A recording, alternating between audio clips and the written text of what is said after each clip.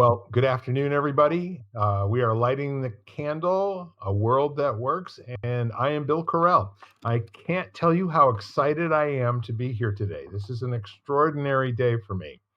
I'll get into that a little bit more later. But first of all, I've looked forward to being semi well as compared to the last podcast that you may or may not have listened to yet with COVID. So you can't tell me that I let COVID get in the way of my responsibilities as far as this podcast is concerned. So, having said that, don't tell me you don't have time to listen. We want you to get the most out of this and to really enjoy your lives. So I am here, and they're tolerating my opening at this moment because they love me. And quite frankly, I'm really excited to be here with all three of you. We've got Lisa and Ken and Jan. And I'm wondering if we can bat around the metaphors of the circle. As we all know, in literature and song, there's a repetition of how the circle is either the guide for our lives, how it um, tends to bring things around a second and a third time. Just the whole notion that life exists either inside of or because of a circle. Now, that's not necessarily true, but I'm setting it up this way just to see where our conversation can go. We've had some remarkable conversations in the past having to do with the metaphor of the circle, and I'll just let it go from there. So, in order of the way people showed up this morning, Lisa, would you like to say hello? And then Ken, and then Jan, you can back cleanup, okay? You want me to say more than hello? I think you've got the floor, and whatever you want to expound upon, that will be beautiful for us. Well, I always like to go with what hits me first, um, after your statements.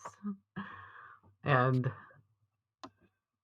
well, of course, there are circles throughout life, but I tend to go more with the spiral, and only because it helps me think about life better. Because it made me understand by doing a spiral, like as you're going up, you can still see things that were going on before, but from a different vantage point. And that's why they come back around again. At least that was a nice way for me to understand how life can keep going back at, the same things can keep hitting you, even though you thought you resolved them or that kind of thing, but you're always kind of hopefully going up.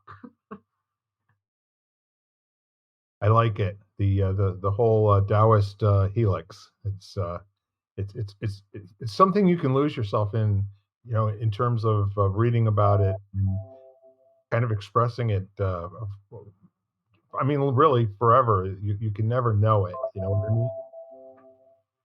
So, Mr. Ken. So I totally agree with the whole spiral thing. Yeah, actually, that's my latest project is the Life Spiral project because Mm. it's exactly that. And so our viewers won't be able to see this, but you guys are all familiar with the Zen circle, right? Yes. Mhm. Yeah. So I was taught to look at this not in two dimensions, but in three. So, and if you look at it, because the whole idea is, it's like this one brushstroke to create this.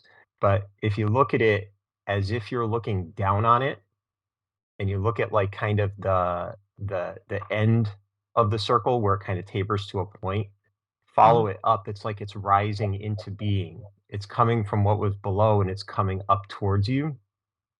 And that just really struck me as a very powerful kind of way of thinking about, you know, how a circle can often in our lives we end up in kind of circular thinking or circular patterns, or we keep repeating circular relationships, or we have the opposite where that circle goes downwards, and we have kind of a descent because of difficulties and challenges or whatever.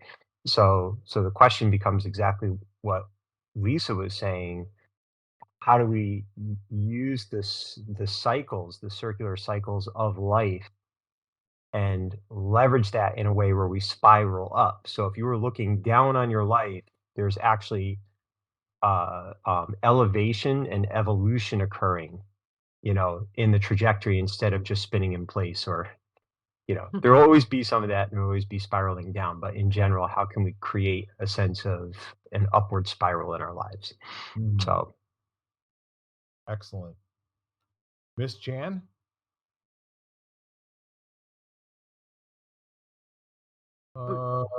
We do not have a microphone for you.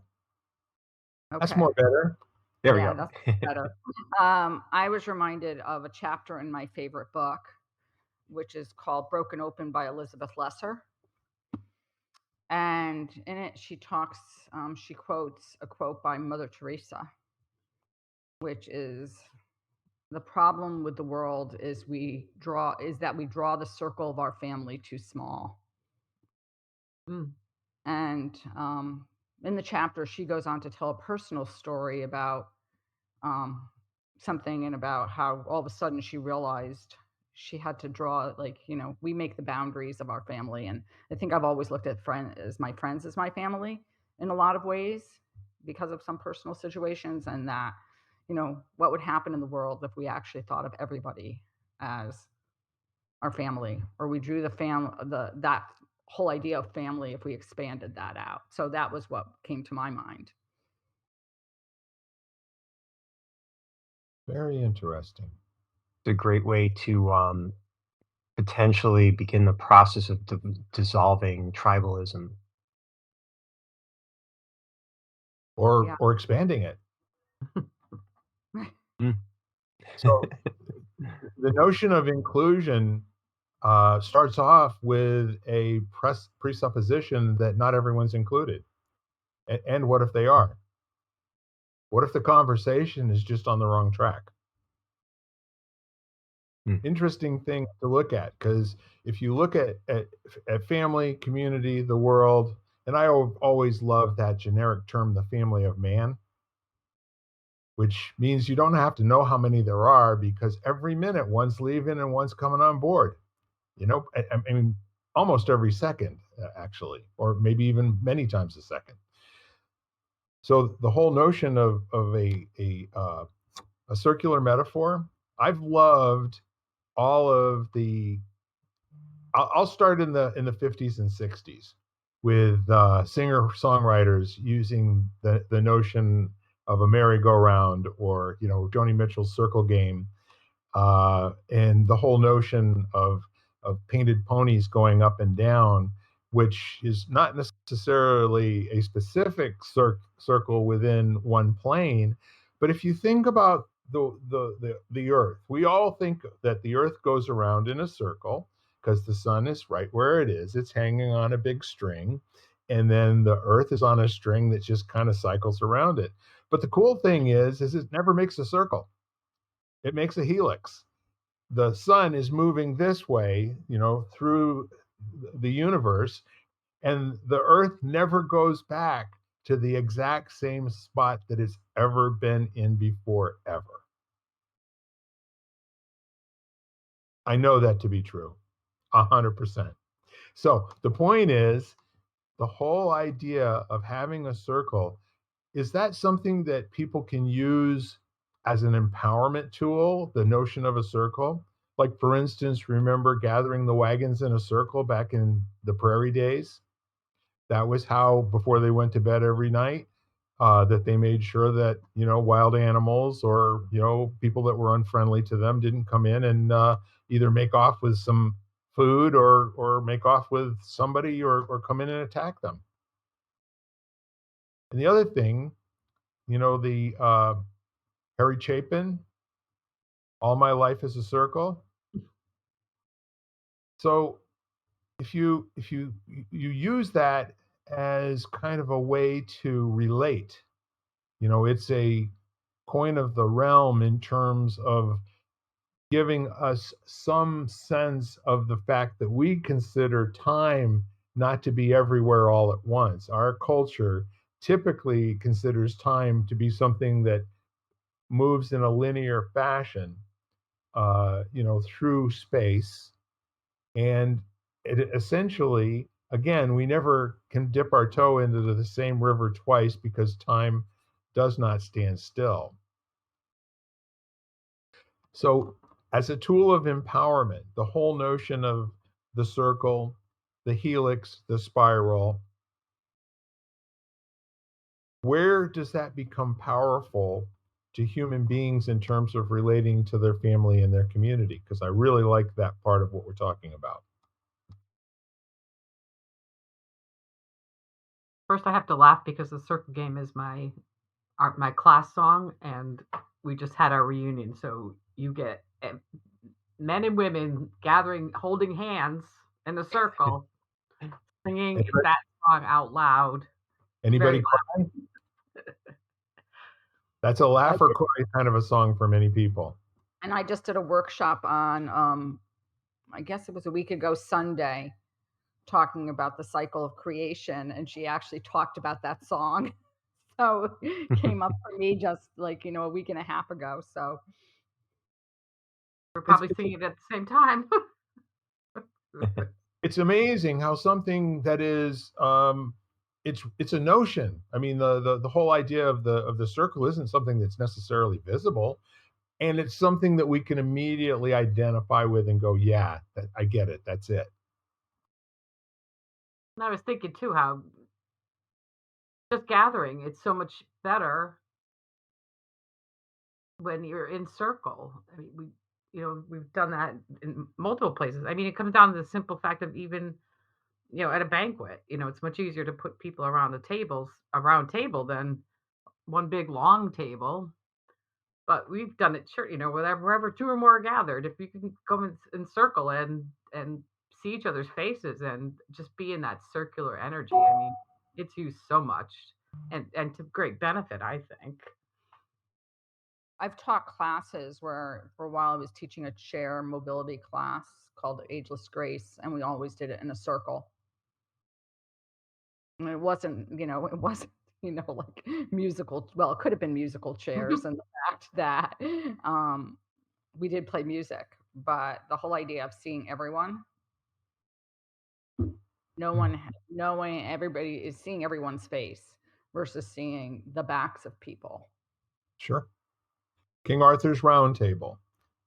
And I don't know if you remember this. I paid particular attention to it back in the early 1970s because I was quite interested in possibly being drafted when they were constructing the peace talks for Vietnam. Of course, the peace talks were never successful, but when they were constructing the peace talks, there was like a 6-month argument over what shape the table should be in order for for the U.S. not to be at the head of the table and be running everything. And they ultimately, basically said, we will have a round table or we will not come to the table at all. And that also meant that everybody was an equal at the table and that they all had an equal opportunity to provide something towards a peaceful solution. I like that. And it's like when we talk about people who get together to solve problems, we have these things called study circles. We have these things called, back in the day, empowerment circles were a very big thing in manufacturing. And we literally did stand around in a circle, and there were no bad ideas, only ideas. And the ones that seemed to have legs were the ones that would get followed up on and tried out. And when they either worked or didn't work, we get back together in our empowerment circle and discuss what happened and get everybody's point of view on what happened so that it didn't just automatically become a change in procedure. I'm wondering what was brought to mind as we were talking about this circle was just I brought up musical chairs, like teaching in a circle versus teaching in a classroom style. And Yeah. I'm thinking of the time when, like, my mother was a kindergarten teacher, and at that time everybody sat at tables, and they were all round tables. And just in the development for kids or even adults, like, how would things change if everybody could see each other at the table? Sure. Yeah, the other thing that's interesting about whenever I would do outreach, if the numbers weren't prohibitive, we would do a circle. So, whether I was working with teenagers, adults, or 4-year-olds. And the other thing that I always liked about that was you were able to position yourself as just a guide who was sharing in the journey and had just acquired a little bit of experiential wisdom that you know gave you the position of speaking, but it wasn't like this. You were part of it. So when you're standing in front facing everyone and they're all facing you, it's a different power dynamic. And I always valued the circle. We would do it like teacher training, and I didn't care if we had 40 people. We put them all in the big circle. Sometimes the shapes are a little challenging in and of themselves because it's harder to maximize a smaller space when you're in circles. You do little circles, but wherever possible, it's interesting how it shifts, I think, energetically the experience, especially of learning, when you're able to utilize a circle or something circle like. Well, sometimes to establish the circle, you hold hands, and everyone goes as far apart as they can holding hands, and then they all drop their hands to their side, and this is where we conduct business from. And it's a wonderful kind of a way to start things with people touching each other in an accepting, non-judgmental way. And I think about some of the things that we've always looked at our entire lives. For instance, the schoolhouse clock. It used to be a regulator. The regulators they were timepieces that kept the railroads running on time. In each one of the places where the train stopped, there was somebody who had the key who kept the regulator wound, and they always got an update of what the time was at the last stop, so that if they needed to adjust the time a little bit ahead or a little bit back. So there was the circle of the face of the dial. And it's just kind of interesting to me how that became kind of the norm. If you look back at, I actually had a pretty extensive collection of clocks in my 30s and 40s. Everything from Seth Thomas, to you name it, a lot of different clocks. And what was unique about all of them was that they all looked different from each other, except for the face of the clock. They were all circular, and they all had 12 marks on them, or 12 numbers. And even if they were a foreign language on the dial. So there's something comforting, I guess, about the notion of having certain things be familiar and be circles. And be complete. That's the other, because one of the things I have been part of is the Circle of Trust by Parker Palmer. So, and those are, you're definitely in the circle, but it's a safe circle where as he says, the shy soul can come out, because there's touchstones that you have to participate, that you have to agree to, mostly like no advising, no saving, no that kind of thing. But and that strict confidentiality in those two. And then I was also thinking, like, the families that share a meal together are usually much stronger, and that's around a table. So got lots of circles of community in different ways. And And then the interesting part, yeah, go ahead. And I was thinking of, having held healing circles Or prayer circles. or prayer circles. Yeah, Mhm. healing circles, prayer circles. I've done Reiki circles or Reiki shares, and that's always done in a circle. So the other interesting thing, Ken, when we think about our friend Mr. Campbell and the hero's journey, it is like the foundational premise of life being a helix, in my personal opinion. And although there have been lots of takeoffs on the hero's journey, it's almost never represented, and I've never seen the hero's journey represented in a linear fashion, only in a circle. Because it starts out, and there's like the four points on a clock. There's something very ordinary going on, and our hero is very lackluster and lacks any talent or even any direction in his life.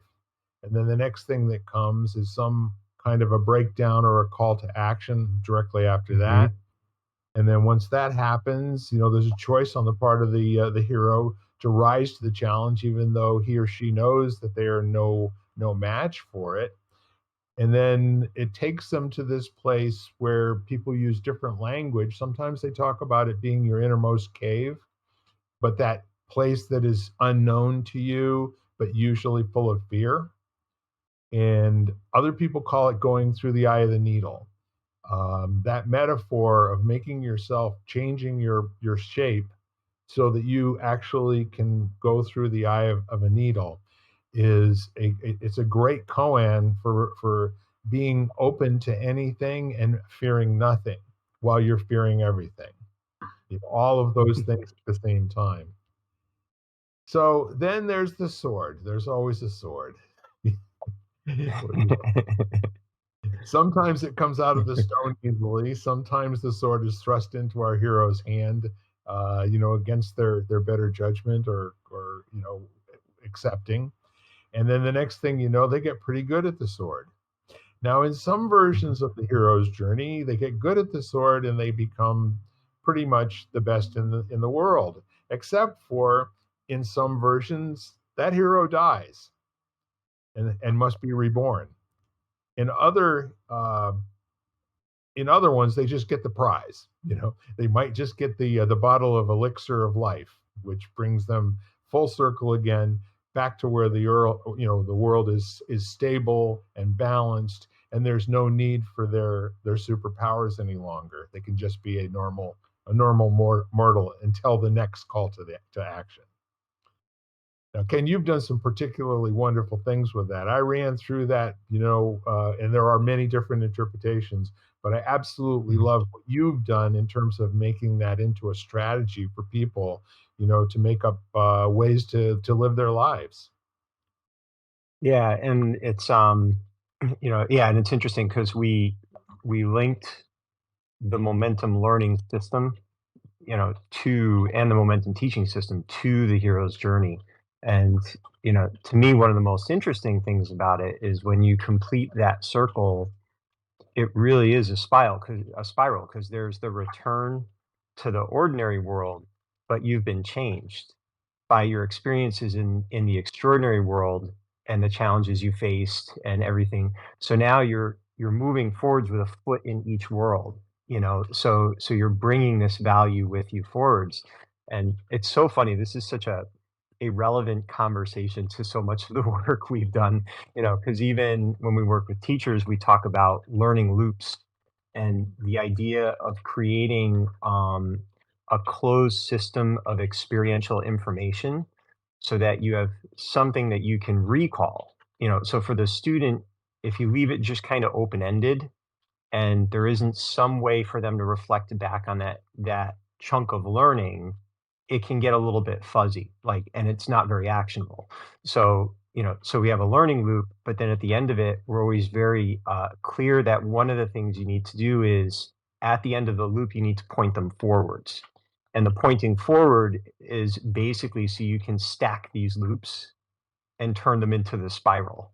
So they're like circles that also are spirals at the same time, and a lot of that came from really thinking about the hero's journey, and how powerful of a metaphor that can be in the symbols.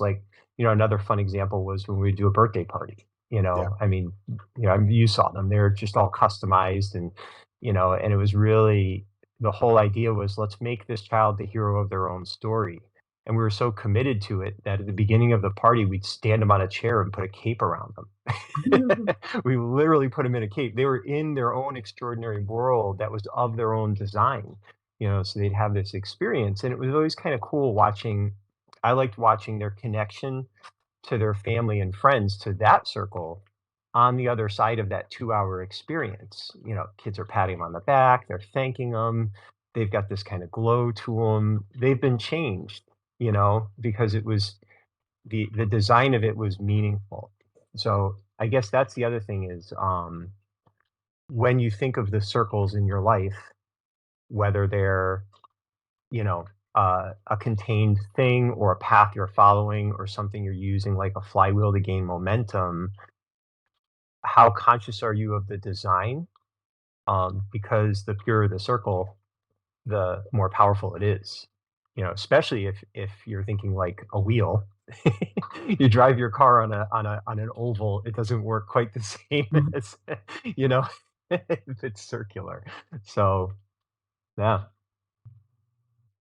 I'm thinking that Yeah, there's maybe I something should about.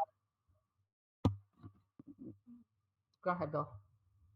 I love how we're both thinking and expressing at the same time, Jan.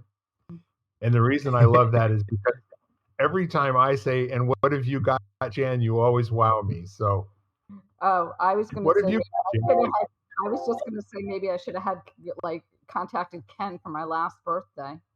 I know. We did some What, adult parties and they Because were awesome. I had a big birthday, so I could have used that, like, being a superhero would have been very applicable. Yeah, I'm well, and it trying to was read. interesting because Yeah. oh, I was going to say, Bill, what was interesting, and I think, and we ended up doing, I mean, our focus was mainly on children, but we had several adults that wanted to do it, and their reason was it was this way for them to celebrate the relationships that they had with other people that had meaning in their life. So, and it was fun because by plugging it into the hero's journey, they got to kind of be, I don't know, they were a part of that celebration, but they were also like swimming through these waters of kind of, being paid value to, and people were there for them. And they, so it was just this cool dynamic. So we didn't do a lot of adult ones, but the ones we did were always a lot of fun. And they were, it was like everybody had permission. You're in Quester's Way. It's full of just childlike wonder. So all the adults like walked through the door and they instantly had permission to act like overgrown kids. So so that was really cool too, you know. I'm thinking I really should have done it, but You In know the what? future. Yes, there's no way to have done it. There's only to do it. And as a right. Mhm. matter of fact, we can get together at Texas de Brazil, and we can stand you on a chair and put a cape on you anytime you like. Oh, thank you. And I will know what your colors are because I'll go back and re-listen to your 100-person project. Oh, I know what my colors are. Yeah, Seems like they were gold and I want to say probably purple. it was purple and orange. Yeah, purple and Yeah, yeah. don't ask me where I pulled that from, but the I'm point is wearing my banks. it's there somewhere. But I mean, the remarkable thing about it too is that you can take the framework of the hero's journey and do really cool things in terms of like creating a learning loop. And the two really key pieces of the learning loop that I took away from my time with you, Ken, was number one is to take that time out at the end to both not only recover yourself, and rest up and look back thoughtfully so that you come away with a solid takeaway, something that you've actually learned that will now inform the next time that you go back to work on either that problem or a bigger one. And that's that whole notion of coming back to the place that you began from with a better question. And that all of life is not about seeking answers. It's more about having the opportunity to have your eyes open to where the next best question comes from. And Mhm. it's not always the first thing that we think of. And in many cases, it's not the second or the third thing. But it's worth dwelling on for a while, and it's worth allowing yourself to be completely recovered, reload everything that you need to, pack a big lunch for the next time to go out and do battle, and just have some fun with it.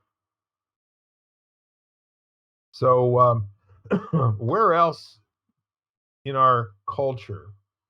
And you want to talk about songs for a minute? I just love every single song that has this whole circle notion in it. And, you know,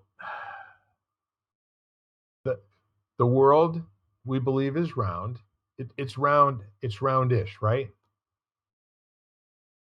I guess it's actually oblong, especially at the equator, because we're spinning at such a rate of speed, and there's a lot of outward tension. That people say that it's an artificial uh, that where sea level is and where the land is artificially high as a result of that. And again, we talk about, just in our everyday language, about circling back. Some of us say it more than others. But the whole idea is that you're never moving away from something as much as you're moving back around towards it again. And the Carly Simon song will be coming around again. If you're willing to learn, if you're willing to play the game. And so there's the gameness of the circle, and there's also the fact that the circle is a teaching circle from an experience standpoint, and it just completely allows you the choice to continue coming back and doing it again and again. The other interesting thing, and this is another kind of, it's a learning thing, but I think it can apply to a lot of things. The going around the circle again is not a bad thing, because the spiral will be embedded within it. So, like, for example, one of the learning processes we use is called AIM, and it's AIM. And we started using it originally with compound body movement fitness routines, but then we applied it to a whole bunch of things. And the idea was you circle through the same information 3 times over like 3 weeks. And A was for acclimate. You're just open to understanding it. So you think like you're running on a trail, and you do your first lap, and you're just figuring out, how far up am I going to go? Where are the big rocks? Is there a stream? You're getting the lay of the terrain. You're not worried about your performance. You're worried about learning. But then the second time you intensify. The I is now you can go a little harder. You can push a little bit because you have a level of familiarity. And then the third time through is maximize. Now you know what you're doing. And you can really squeeze the benefit. So, it'd be interesting, like with martial arts, with kids especially, you teach them a movement and they're like, okay, I know that. Show me another new thing. And it's like, well, wait a minute. You learned it, but now let's circle back through this 2 more times so that we can intensify our understanding of it and then maximize the benefit. Then we can add more newness to it. But sometimes I feel like once we've completed a circle, we forget the value in circling back, like you're saying, to kind of squeeze the juice out of it, whatever the experience is. So In yoga, we talk a lot about, or at least I talk a lot about in my class, is that when you come into something for the second time, it's never the same, because you're different than yep. you were, because you're different than you were a minute ago. So doing the same poses over and over again from like in an hour sequence of varying the sequence, but when you come back to the same pose, you're totally anew. That reminds me of you hear the story of Einstein giving a test to his students, and a student noticing that the questions were the same on the test every year. And he said to him, the questions are the same every year. I mean, isn't that getting kind of predictable? And he said, yeah, the questions are the same, but the answers keep changing. Mhm. And I was like, that's cool. That's very good. Yeah. But when we were talking about a circle, I was thinking about I mean, if you look at just physiologically, everything is a circle. I mean, in a way, or a circuit, we could say. Like your circulatory system is a circuit. Your breath is really a cycle or a circle. And it just, it's something that's really inherent in our own nature, is this whole idea of a circle or a cycle or a circuit. It's all just repetition and coming back in and out. Yeah, I definitely see that, and they all three reference each other, don't they? Seem to, like for instance, when you were talking about martial arts, I remember going to East Catholic High School over in Manchester back in the 1970s to go see a young man whose name was Superfoot, and Oh yeah, Bill Wallace. Yeah. absolutely. So we went over for the first time, and I was actually taking Taekwondo, Muay Taekwondo, with my next door neighbor, Carl Scottinello, working at Brand Rex. And so a bunch of us went over to see Bill Wallace do his demonstration. And what was really cool is there were probably a dozen, 15 different black belts that were all brought there at the same time to perform katas from their individual disciplines. And the biggest distinction was there was a man there that was dressed in silks instead of a cotton gi, and with dragons, and tigers, looked like hand stitched on an absolutely gorgeous uniform. And at the end of his performance, he basically said the main difference between most martial arts and kung fu is that kung fu is a circular motion with your feet, with your hands, with your blocks. Everything is in a circle. So the difference for that is most of the strikes in karate, and the lines taken are straight ahead, or side to side, but mostly linear. And he said it's kind of like, when the Brazilians decided that they were going to steal martial arts and do the capoeira and turn it into a dance. That's 100% circular. Every motion is around in a circle, the feet and the hands and the arms. But was really cool. And the thing I really wanted to tell you about Bill Wallace, I have never seen a human being put a comb between his big toe and his first toe on his right foot and then part somebody's hair with it. That was fantastic. Yeah, he was very skilled. Yes, he was. And he could hold that leg up in the air for minutes at a time. Mm-hmm. And that amazed most of the other black belts, because some of them could do things like thumb push-ups or single finger push-ups and all the rest of it, and Wallace could do that with one hand. It was really quite amazing. And again, the neat part of it is he was a fighter, not as much he actually fought competitively for prize money. And he was one of the guys that probably made the most money, doing that. But the reason when you think about everything, where did they fight? They fought in a ring. What's the shape of a ring? It's typically, round. How about the one on our finger? That's also round. It's to kind of be emblematic of the everlasting and never-ending promise, or whatever it is for people. But the neat part of a circle is when you go to bed tonight, the circle's going to wake you up tomorrow and you get a new place to start. It can be a brand new start for you every single day if that's what you choose to do.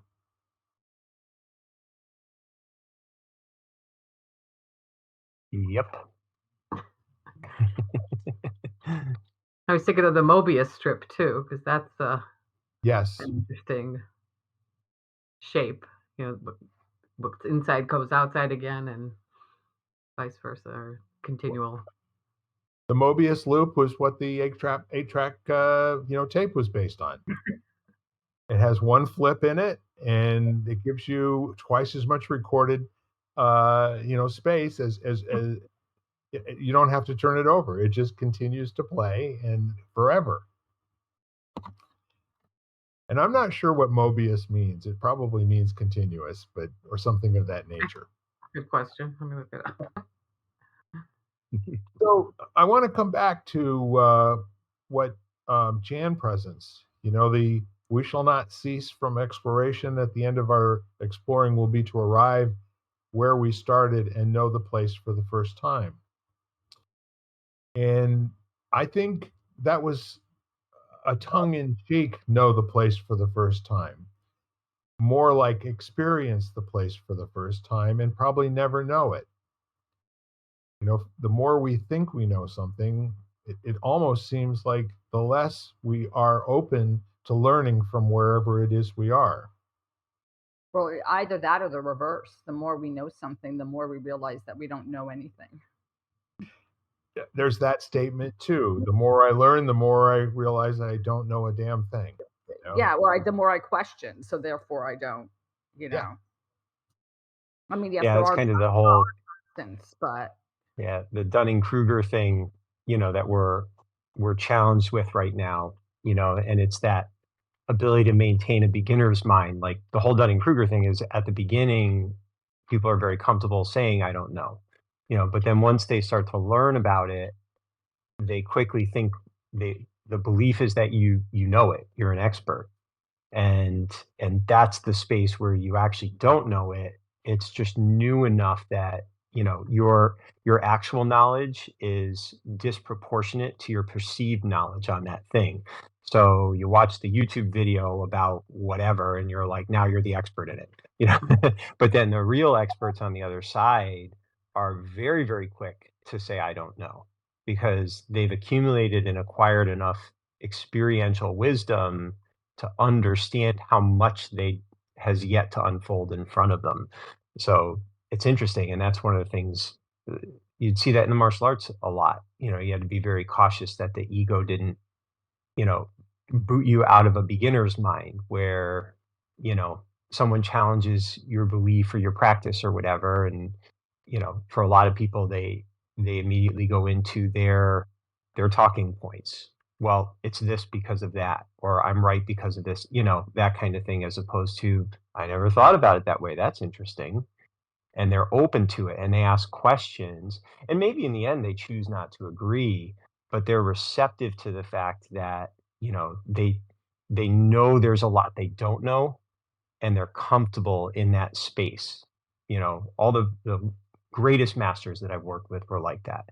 They were actually looking forward to things that challenged their own understanding and belief, and they would jump on it.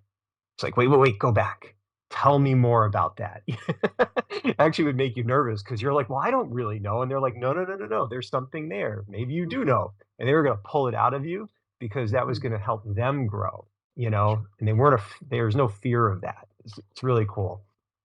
I think coming from my science background, I mean, you look for things that you don't know, and Yeah. you're always looking for deeper, because even if you do know something, there's something else. Yeah. The story never ends, basically. So you're always Yeah. looking for the beginning, or Yep. or something that's before that. Yeah. Yeah. Yeah.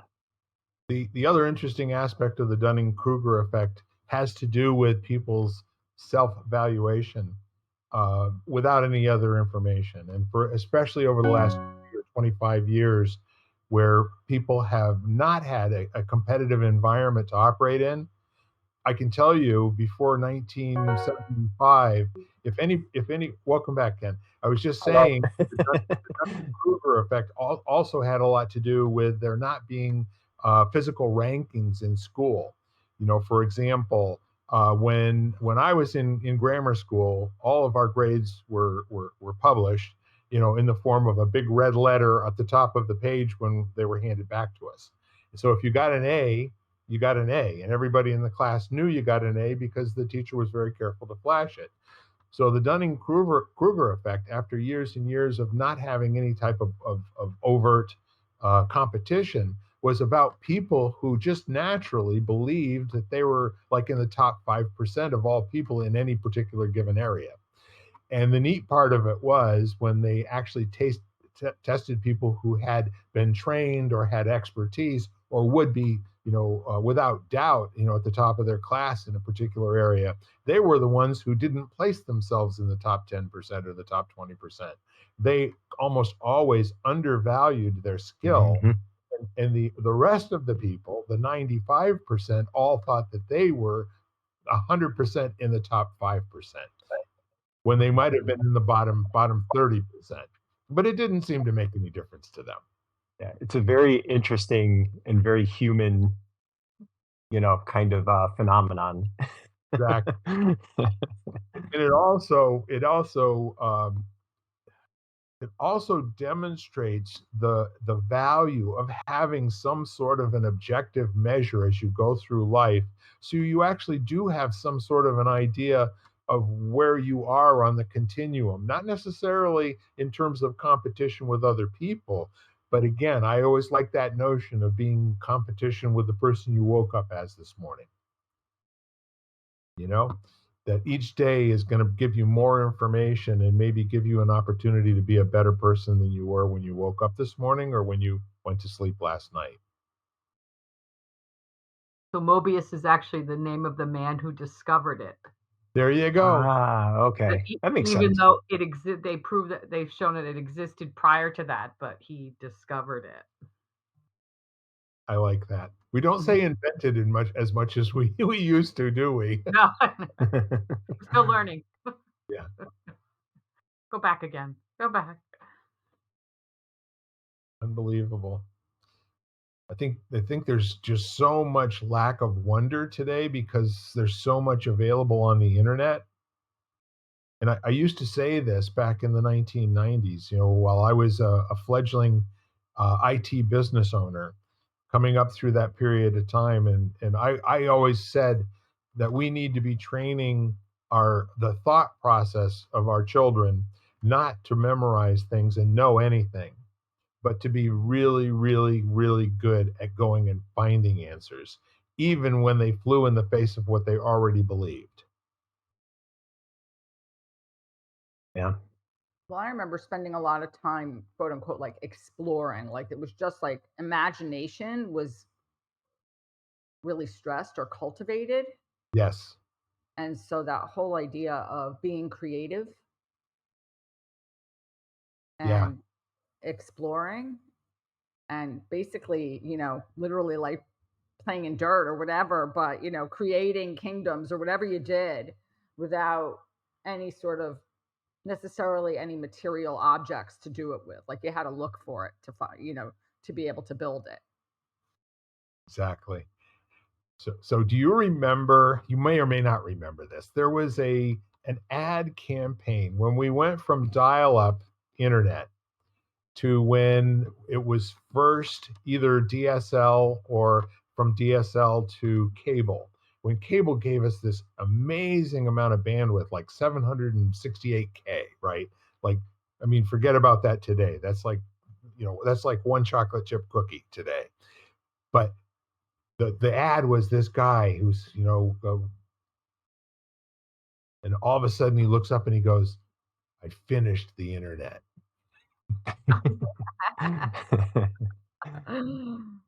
And all of us who were working with dial-up, and it takes you like 5 minutes just to get on AOL after the beat-on, beat-on, beat-on. Those were the days. Our children will never know those noises. Well, we got into this whole conversation about my nephew's in Israel for the second year. And we got into this whole thing about, when I went to Israel, I remember we'd all stand, you had a phone card and you would stand at the phone booth, like online with like 20 other people to be able to like talk for 5 seconds, And basically it was once a month or whatever what the period of time was, say, Mom, I'm alive kind of thing. And don't worry about me. And now, like, my sister-in-law speaks to my nephew every day via The internet WhatsApp. is a wonderful Yeah. thing, right? Yeah. WhatsApp. And so it's very different experience.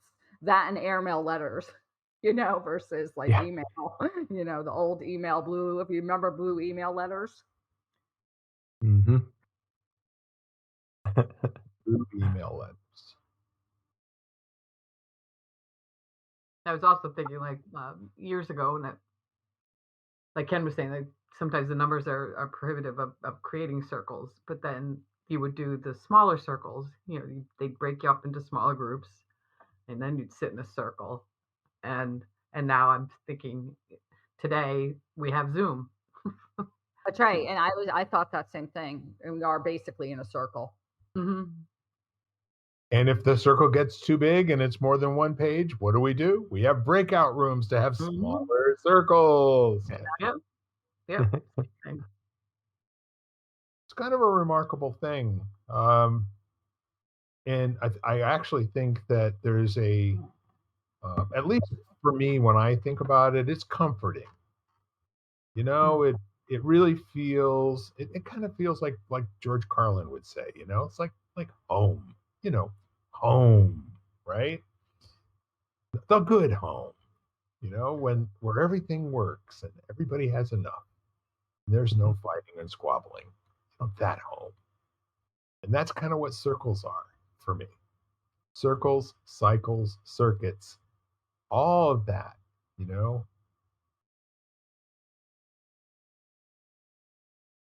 And so Interesting. now, Like, look around your room and see how many things are actually circles. I've got looking at my curtains and they're all just interchangeable circles kind of thing. I've got the mirror on the wall that's a circle, with the Om symbol in the middle, but everything is a circle.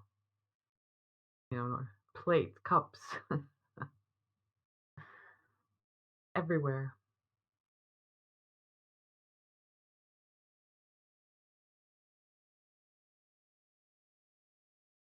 what's the symbol for silence? Gold. No. Yeah, I don't know. I mean, isn't the symbol for Om is kind of like nothingness, I think, or that's one of the translations of it. But I don't know. I don't know what symbol is for silence. It's interesting. But is there someone in sign language? I wonder what that would be, what they use. Yeah, I don't know. Maybe one of our listeners will make a comment below and tell us all about that. That would be cool. So I guess, the whole point, again, we only yammer at each other every week, to not only take up an hour, but hopefully bring you back to where you've always gone to, so that you can know the first place as if it were the first time, and do it in a way that empowerment shows up. That there's a good feeling about it. There's a feeling of either winning or can do, or, just life's good, and everything's going to work out.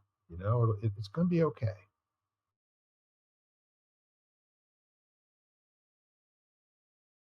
We have in our lives so many different places where life is not good and it's not okay and it's not working for people.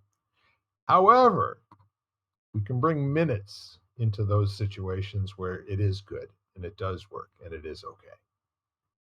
Then sometimes hours. Mm-hmm. It's kind of remarkable, and I bring that up because we have a couple of family situations right now where we have some older relatives, and they are struggling with end of days dementia, and it's remarkable the things that come out of their mouths.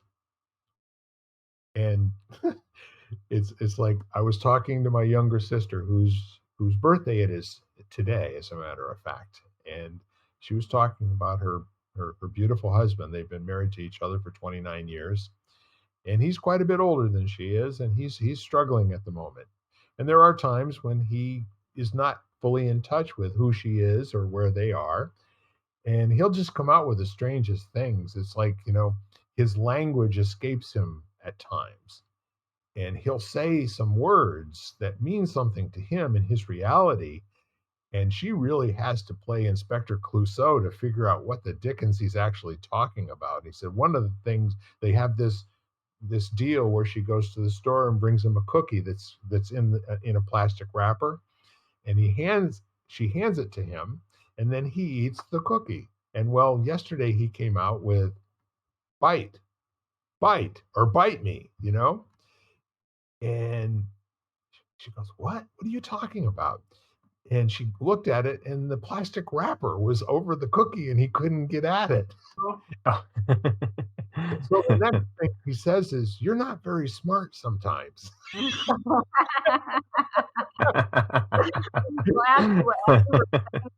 As you were saying that, I'm thinking of, on my Wednesday yoga class, one of my students comes with her granddaughter, who I've been watching like every week for the past like year or so. And so when she came first started, she was 3 months old. So now she's like walking and she's starting to talk. Is when kids talk, and that whole like, what are they trying to tell you? Yes. And that when you play along with them sometimes, and you're thinking like a kid, and they look at you like, wow, that's like my niece turning to me one day. She had a play kitchen in her bedroom. And I said to her, that's kind of really cool. That means if you get hungry in the middle of the night, you can make something to eat. And she turned to me and said to me, Aunt Jan, it's just a pretend kitchen. Like, what are you, dumb? You know, like, you know, so. Get that And little kid eye roll. Right, yeah. exactly. People are, gosh. Yes, and what the heck? When we bring a fully functioning adult's ability to pretend, I don't know about you, but I had 5 brothers and sisters, and the youngest, the one whose birthday it is today, was 9 years younger than me. And we used to play this game all the time. If we weren't using a stick for a gun or something like that, this game was called Betendin. I may have talked about it before. So, like my younger sister would say, so pretending that we found a lot of money, and pretending we built this big old house, you know? And so then we'd all take turns pretending. And it's just a remarkable thing. We've done that a few times when we've gotten together for holidays and roared. I mean, just laughed like crazy, like really, really crazy people, and just had the best time presencing betending, or betendin. There's no G on betendin. Just to be clear and precise. But the whole notion of doing that as a 50 some odd year old or a 60 some odd year old, be tending in a group like that and just breaking each other up, having the best time ever. Circling I back. think the world needs more of that, Jan, and thank you for reminding me. Yeah, I was thinking of what Ken said about, giving adults permission to be kids, like Mhm. in that experience. We have this idea that once we grow up, we can't act like that anymore. Until you do. Until you do, or till you don't care, what people think or whatever. And you're kind of like, I'm just going to do it anyway. Yes. I always had that theory too. In fact, like like a decade or so ago, I had a little company called Kid and You, and it was field trips for grown-ups. I mean, it didn't last very long, but the idea was there. I still wanted to see grown-ups having fun again. Mm-hmm. Yeah. One of my all-time favorite lines in a song. I don't know if Neil Young ever wrote about a circle. He probably did, being from Canada and all, in Ontario. There's a lot of circles up there. But my favorite Neil Young line is, doesn't mean that much to me to mean that much to you. Mm-hmm. And I guess that's kind of how he's always lived his life, right? He would be that kid on the bus that was flashing the moon out the back. Oh, And people would love him for it.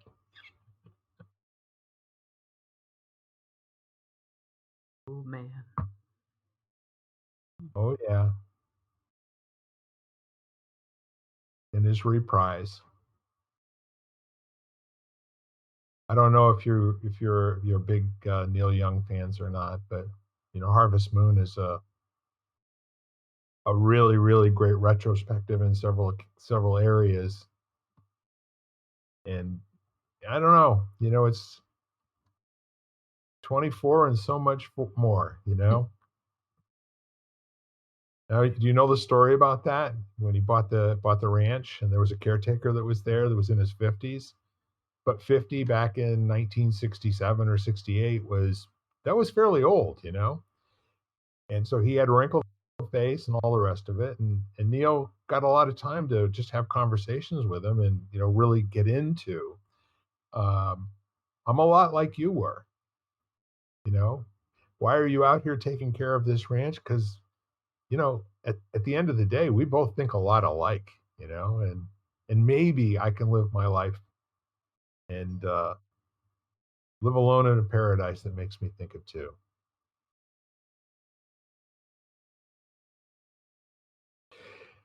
So it all comes back around, doesn't it? Mhm. At least that's what I'm saying today. And again, it's just a conversation, right? We're just people talking, right? Yep. Do you ever find yourself, and I'm talking from my own personal experience now. I'll be in the middle of doing something and either grinding away at it, really fully concentrating, or something. And then all of a sudden I think of a conversation that we had, something that Jan said, or something that Lisa said, or something that Ken said, and I look up and I just laugh. And for a minute or two, I'm transported right back to this place where we're in four corners and we have different windows every single time. But at the end of our time together, I want to say I always feel 100% better than when we started. I always start off pretty darn good. Appreciate it. Any parting thoughts?